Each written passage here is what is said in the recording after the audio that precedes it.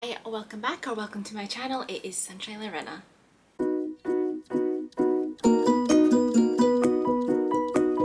So I am going to be wrapping up my August books that I read. I started a new job in August, which is why I haven't had videos out the last few weeks because I've been, changing jobs. But I did manage to do some reading across August, so I'm going to take you through all the books that I have read. And yeah, I should be coming back to my regular scheduling. You should be getting a video from me once a week. So in August, I read a total of 7 books, guys. Which I thought that is pretty good. Okay, there was some short ones in there, but I thought it was really pretty good. So yeah, in August I took part in Camp Spoopathon and I also took part in the Summer Mixtape Readathon. I have vlogs up on my channel if you want to go and check those out. So they did definitely help me get some reading done. So yeah, it definitely helped with these numbers to get the books done. So yeah, I'm just going to take you through them now. So first of all, I took part in Camp Spoopathon and I read Death Wins a Goldfish, Reflections from a Grim Reaper's Year-Long Sabbatical, and it was by Brian Rea. And yeah, basically there's like this Death Corporation, so there's many different Grim Reapers. The one specifically in this book has accrued so much annual leave that HR basically forced the Grim Reaper to take his annual leave. Like you have to be off. Okay, you have to use it up. And he has so much that he can take an entire year off. That's how much he just doesn't take holidays. And yeah, I thought it was really funny just to see what he got up to in the year off, the different things he tried. And yeah, it was just a really fun read. I gave it 4 stars, super quick because it is a kind of graphic novel kind of comic. So super quick. Definitely recommend it. It was really fun. I then read Cirque Berserk, which is Rewind or Die number 4, and it's by Jessica Guess. I have never read any of these Rewind or Die, but it's done by different authors, so it doesn't matter that I read number 4. So there's a whole series, and it's a horror book, this one. It's a horror series. And yes, I read this one because I saw Savannah from Riveting Reads recommending it, and it was the perfect summer slasher, guys. It was so good. I thought it was really fun. I gave it 3.5 stars. And yeah, so in this one, there's like 2 timelines. So there's one from the summer of 1989, where it brought terror to this town, Shadow Creek, because there's like a kind of a local kind of carnival, kind of fair, permanent fair kind of type place, which is called Cirque Berserk. So one fateful night, these teens like killed a whole bunch of people, and no one has any idea why they did this, or where they went, or even how many of them there actually were. They just know that it happened, and this night there were several people killed by these teens. There is a legend that these teens still roam the carnival and are looking for blood to spill. And then we have our second timeline, which is like 30 years later, where a group of best friends is like their last senior night out. They do something, the usual thing, and it's kind of really boring, and then somebody mentions about this legend about Cirque Berserk, and it's decided that they should go, because that's a smart idea, obviously. So it's kind of like the last adventure of high school, you know, because they're all going off to college, so they want to go have fun, see how creepy it is, etc. But when they get there and they go through the gates, little do they know that there is a night of bloodshed and betrayal waiting for them.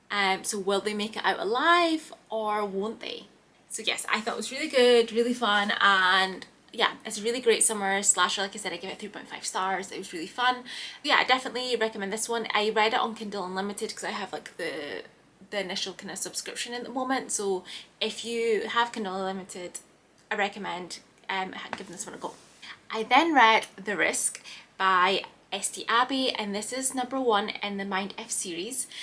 So I'd seen this like on TikTok, and then Gavin from How to Train Your Gavin has recently done a vlog of reading them all. I haven't watched it yet because I haven't finished the entire series. I'm actually currently, spoiler, I'm in September and I'm currently on the 5th and final one of the series, and I'm gonna watch his vlog once I finished it all, just, you know, because spoilers. So basically the entire premise of the series is that we have our main character, female character, Lana. She is a serial killer. She is seeking revenge.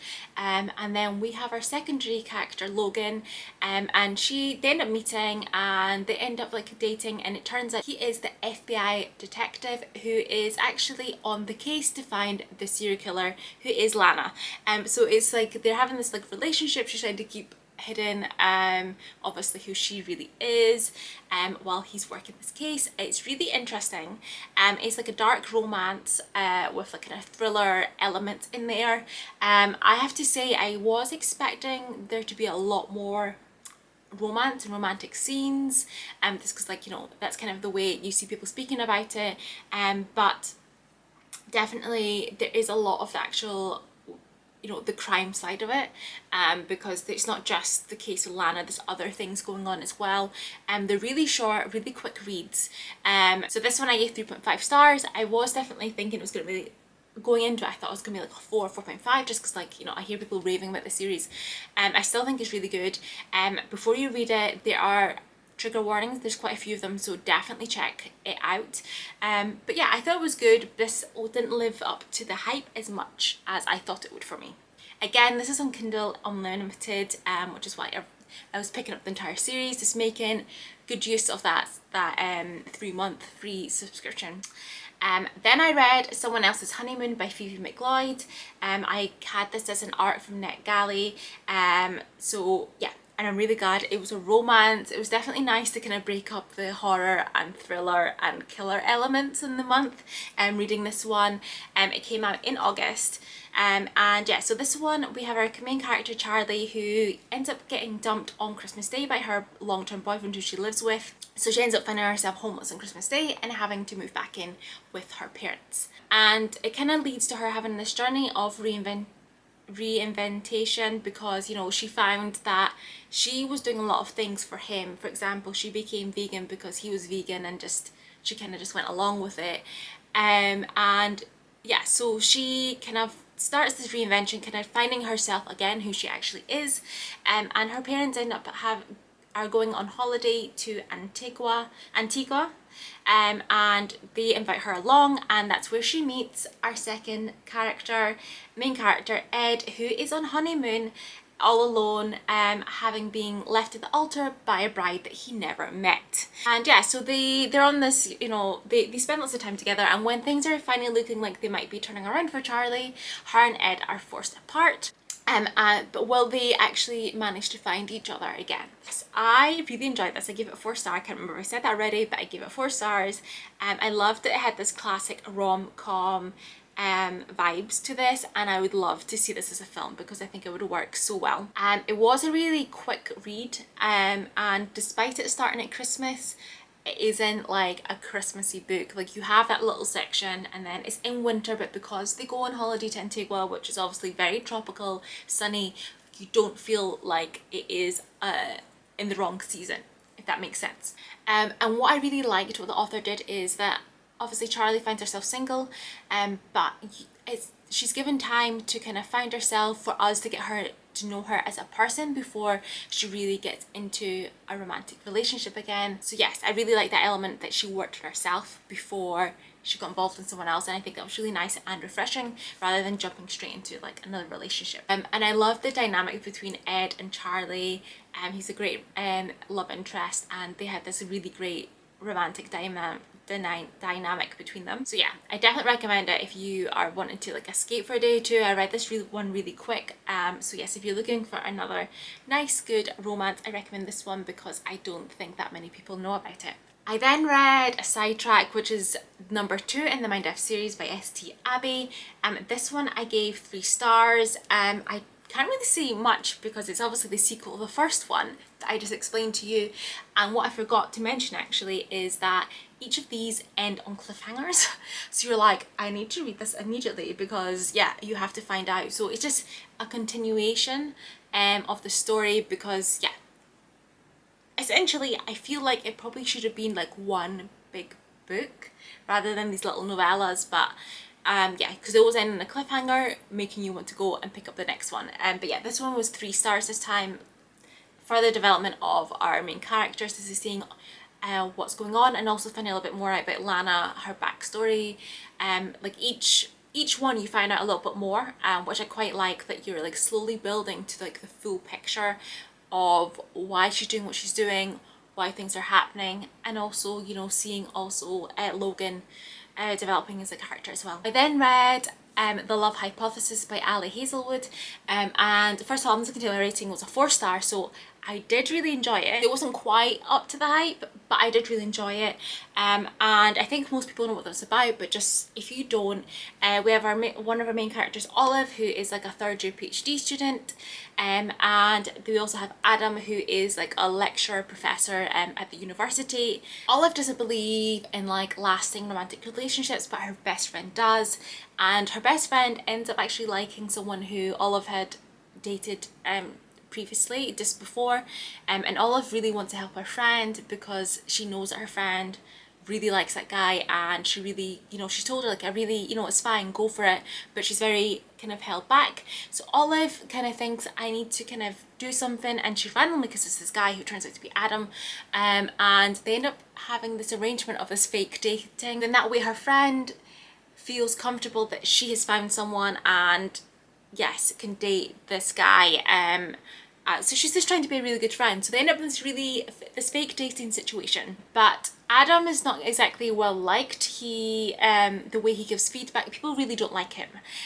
So people are very judgmental of this like kind of relationship that they think that they're having. But they slowly get to know each other, and she gets to see him in a different light. And yeah, I'm not gonna say too much. It's romance, so you can figure out what happens. But yes, it features fake dating. So yes, I did enjoy it. I did like the characters, but like I said, it didn't quite fully hit the mark on certain things. But yes, I did enjoy it. I definitely want to read other stuff that Ali Hazelwood has written. But yes, I did enjoy it. But yes, almost to the hype, but not quite. And then my final book of the month was The Lodger by Valerie Cole. And this was an arc as well. It came out early August. This is a thriller. And yes, so we have our main character is Lee, and she has a spare room in her house. And after her local barista Gina mentions that she urgently needs to find a room because she's getting, she has to leave her current one. I think the landlady, like live-in landlady, boyfriend's moving in or something, I can't remember. But basically Gina urgently needs a room. So Lee impulsively offers Gina to come and rent the room from her at a very low price. However, they do at some point have like a disagreement and a falling out, and Lee ends up having to go away for a week for something, and when she comes back, Gina's in there and she's mysteriously disappeared. And Lee is left to worry about her whereabouts because there's signs that makes her feel like it doesn't make sense, like she just didn't leave, like something's happened. As things start feeling a bit weird and off in the house, she feels like she is being watched by people when she's out and about.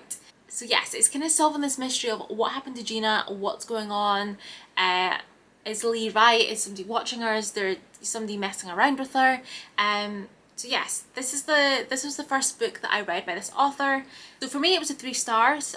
I really did like, you know, the premise of the book. And yeah, there was quite a few plot twists in this that kept you kind of going and turning the pages. I did find that this was a bit slower paced than the thrillers that I usually read, which I think is well why it was a little bit lower on my kind of rating, because I quite like when they're really quite fast paced.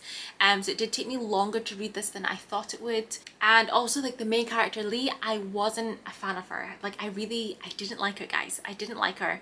And I think it would have been really good if there was more character development for her, because there's certain things that I feel like could have been done differently. You could have got more information. This developed her character a lot more, because I don't feel like she really had that arc in the story. But I do think overall it was a good thriller. There was like a few bits that I wish that were like a little bit different, and like I said, more character development. But yes, I didn't see the ending coming. There was twist. It is a good solid thriller. And that's it. That's all 7 books that I read in August. So yeah, let me know if you've read any of them. Yes, like I said, my plan is to try and get back to posting weekly. And yes, I'm not doing a September TBR because I didn't film one, and I just kind of want to have a relaxing month of reading, because October, guys, is going to be another crazy one like last year, because there's just so many readathons and I want to read all the books and take part on all of them. But yes, thank you for watching this. Comment, like, subscribe, and I will hopefully see you in the next one. Bye!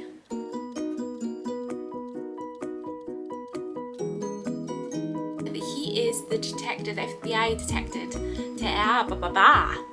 And then the next one I read was The Love Hypothesis by Hazel. And so she thinks to allow